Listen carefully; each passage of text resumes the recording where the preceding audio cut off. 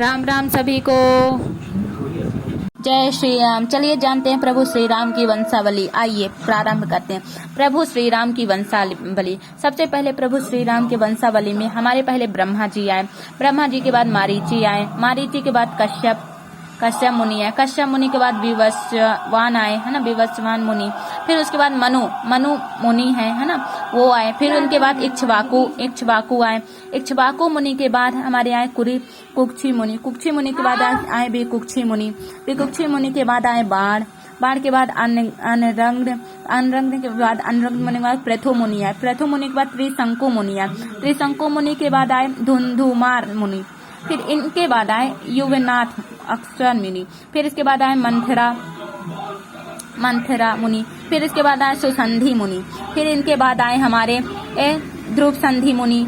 और ध्रुव संधि और प्रेसेनजीत, ये दोनों भाई थे, है ना, तो ये दोनों आए। फिर उसके बाद इनके बाद ध्रुव संधि मुनि के जो पुत्र हैं भरत मुनि आए। भरत मुनि के बाद आसीत मुनि आए। आसीत मुनि के बाद सागर मुनि आए। सागर मुनि के बाद आए असमंज मुनि। असमंज मुनि के बाद आए अंशुमान मुनि। अंशुमान के बाद दिलीप आए। दिलीप मुनि के बाद भागीरथ आए। भागीरथ ने ही गंगा जी को कठिन तपस्या करके शिव जी का गंगा जी को पृथ्वी पर लाया था।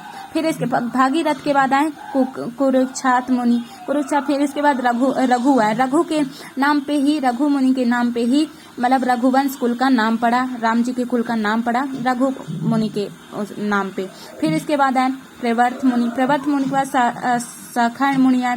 सखर मुनि के बाद आए सुदर्शन मुनि के बाद आए अग्निवर्ण मुनि के बाद आए श्रीघर्ष मुनि के बाद आए मरु के बाद आए प्रसूतुक के बाद आए अम्बरीश के बाद आए नसूत के बाद आए याचित के बाद नाभाग के बाद अजा मुनि के ही अजा मुनि के पुत्र कौन थे? दशरथ जी थे। दशरथ जी के पुत्र को तो आपको पता ही है, 4 पुत्र थे। पहले पुत्र थे राम, दूसरे पुत्र थे भरत, तीसरे पुत्र थे लक्ष्मण, चौथे पुत्र थे शत्रुघ्न। और ये 4 धर्म को स्थापित करने के लिए हमारे प्रभु श्री राम धरती पे आए थे मनुष्य अवतार में। इस प्रकार ब्रह्मा जी के 39वें पीढ़ी में प्रभु श्री राम का जन्म हुआ था। ये हो गई हमारे प्रभु श्री राम की वंशावली। आप देखिए, पास से देख लीजिए, ऐसे देखिए, आप बताइए। ये हमारे प्रभु श्री राम की पूरी वंशावली है, जिससे हम जाने, हर बच्चों को ये इसको जानना चाहिए, पता चलना चाहिए कि प्रभु श्री राम भी हमारे तरह ही मनुष्य अवतार लिए और उन्होंने अपना धर्म चरित्र स्थापित किया। आज रामचरितमानस हमारे प्रभु श्री राम के आधार पर ही लिखा गया है। हमारे प्रभु तुलसी महाराज जी ने लिखा है।